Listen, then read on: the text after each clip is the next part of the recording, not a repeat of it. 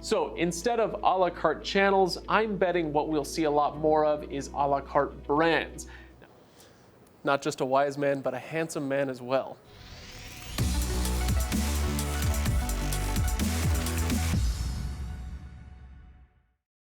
Now, first of all, don't forget to subscribe, but what we're here for today is basically just to talk about Discovery, which has now announced, thanks to Cord Cutters News reporting, thanks guys, that they are going to be launching their streaming service in 2020. So this is going to be a Discovery branded streaming service, similar to what we've seen from, say, Disney Plus, which is launching their own thing.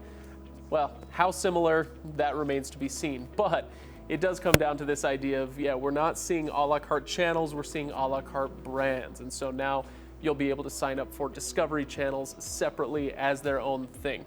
Now, there's not a lot more that we know about it. We know that they've inked a deal with BBC so that they can have some BBC content on this streaming service.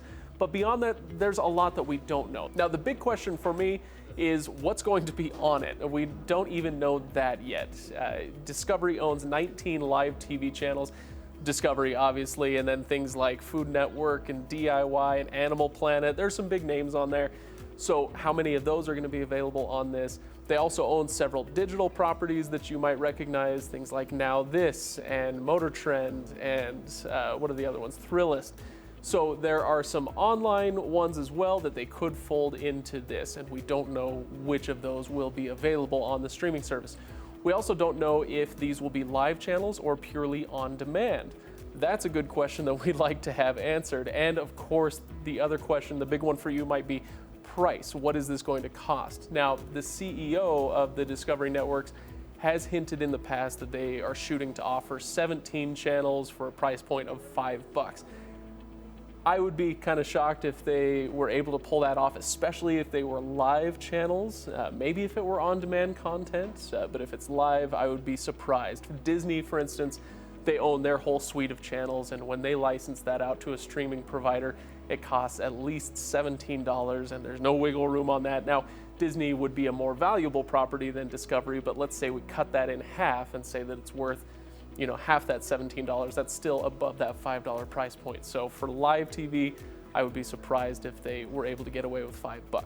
Now, one other big question for me is kind of what this means for streaming TV or TV in general looking forward, because right now there's so much change. This is a big change. This move to a la carte brands.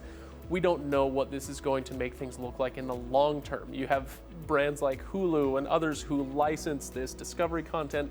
Are they still going to be able to do that after Discovery launches their own streaming service? Or is Discovery going to be wanting to push all these viewers to that streaming service and take away the licensing rights from those other providers? I don't know. There's no way to predict with this riot of change what things are going to look like in the long term. The good news is, in the short term, I'm always right.